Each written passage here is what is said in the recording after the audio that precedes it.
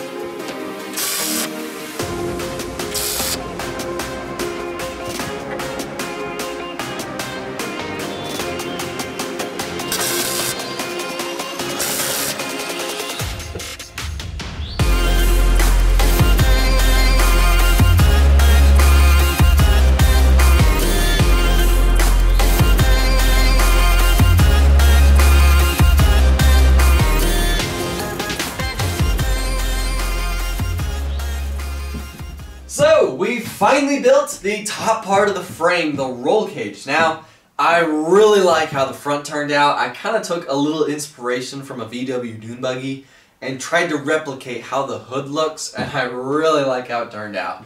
Now, the back kind of looks a little goofy. I don't really like how it looks. It just looks empty right here. So I hope it's going to change once I install the coil-over shocks over here.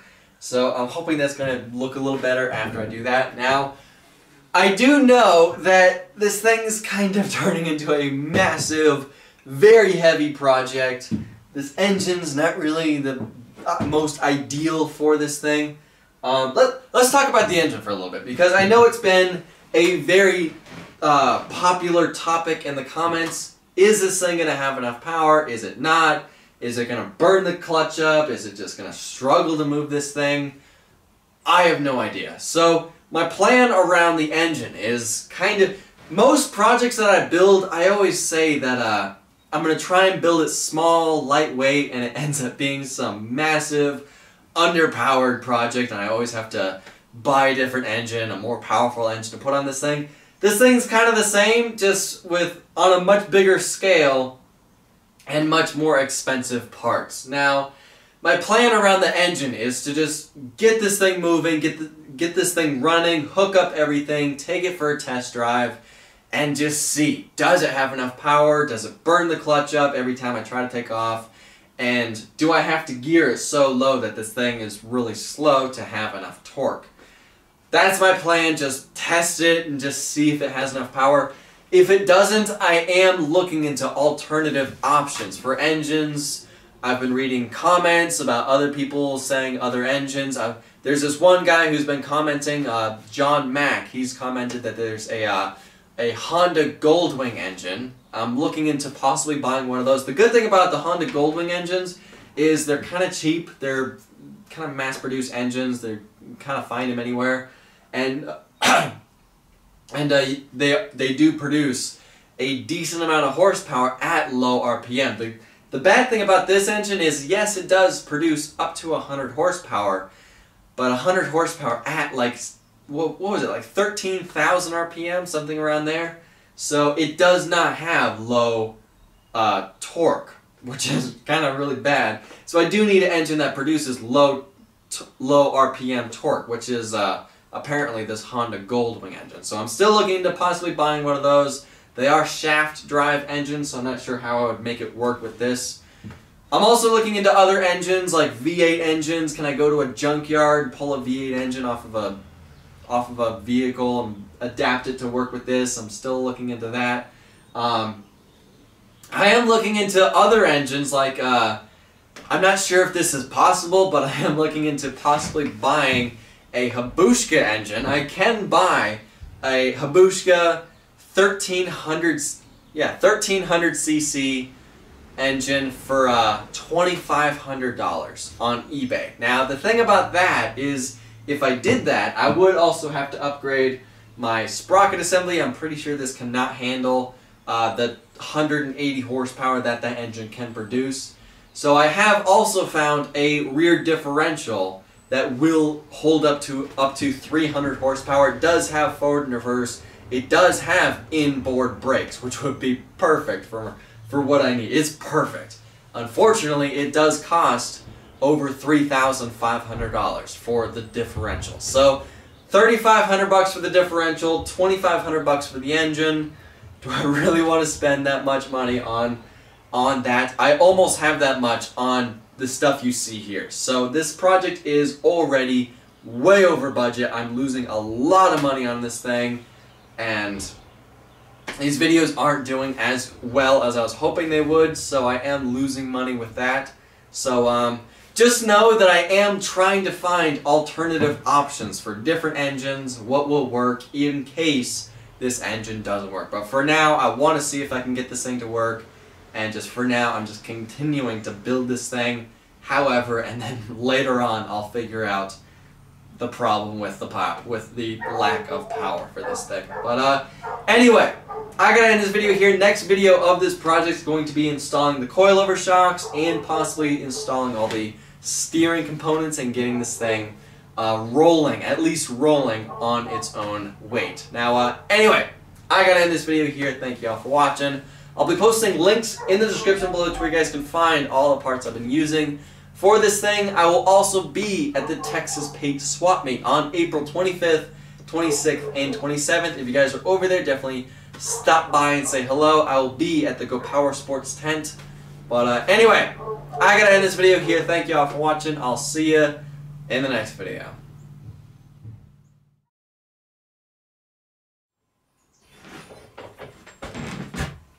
Oh, nice.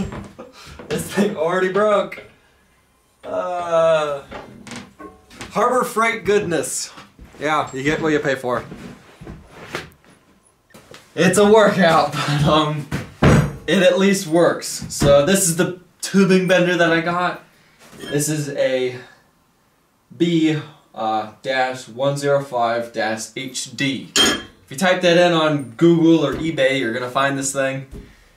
It was the cheapest one I could find. It's by Pro Tools, and it is a manual pipe bender, which means you're manually bending it. So it is a workout, but it was cheaper than any other bender that I could find. Most of them were hydraulic, and most of them were in the $3,000 to $4,000 range.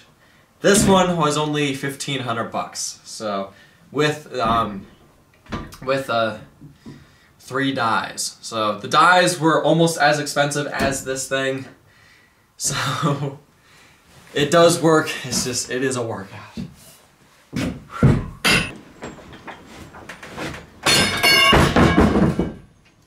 That's one way to get it out.